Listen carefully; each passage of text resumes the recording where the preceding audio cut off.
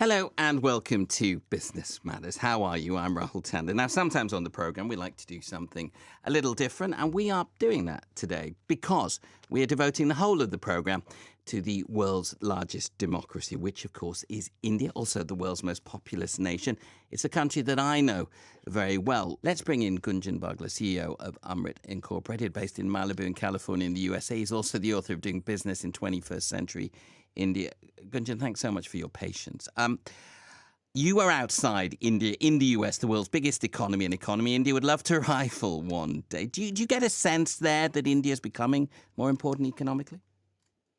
Oh, yes, absolutely. By all measures, we see that here in the United States. I see that in my daily work in dealing with American companies that want to enter India or partner with India in some manner. Well, thank you for having me, Rahul. And why is that, do you think? Is it about India's own growth, the fact that it is growing so quickly? Is it the fact that it's seen as China plus one, a country that could be a counter to China? Is it that huge internal Indian market, which I'm sure many American companies are looking at? Yeah, the short answer is yes to all of the above. The market in India has been growing rapidly, and American companies dominate many of those sectors. So Procter and Gamble makes $2 billion a year in India. The medical device industry is dominated in revenue by American companies. 75% of the revenue generated by medical technology companies comes from US entities in India. The sourcing from India has become big only recently. People kept thinking that India was a place to go for services, but Indian manufacturing has now come of age. And you see Apple's suppliers creating 50 to 100,000 jobs in India over a very short period of time.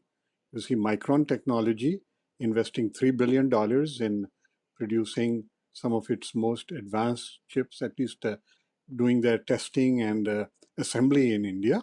This is coming up in the next 2 or 3 years. The construction has already started. So I see India with a very optimistic prism. When I talk to people in India, when I travel there, when I speak to people at all levels of society, I see something very positive and very amazing happening in the last 10 to 15 years. In terms of that Indian perception of its economic importance, can it sometimes be a bit overstated when you speak to Americans about India? What do they know about it?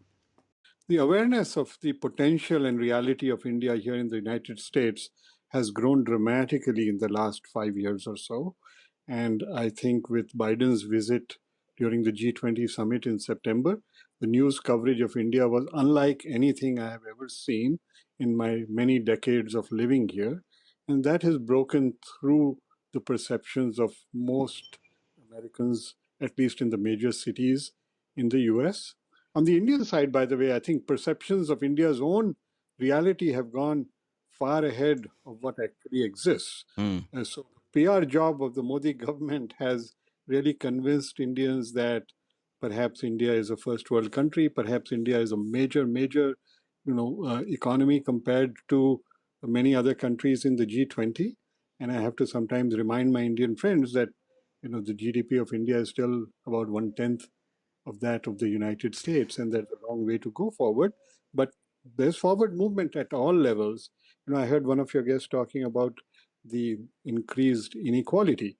Well, the rich are getting very, very rich, but the poor are not suffering as much as they used to 10 or 15 years ago. So it's very easy to make different cases with statistics, but the reality is all boats are rising. And in any economy that's changing this rapidly, the very rich become much richer very quickly. That happened in the Yeah. United States, it happened in the Industrial Revolution in Europe, and that's what India is going through. But those very rich people are going to create the manufacturing jobs that India needs. The IT sector isn't going to do it. It's manufacturing that India needs, and the manufacturing will employ hundreds of millions of Indians, just like you see happening with the Apple suppliers. That will start to Well, accelerate. let us see if that does happen. But that is a point that many people do put forward. There are others who say that maybe that won't be the case. Gunjan, thank you so much for joining us on the program.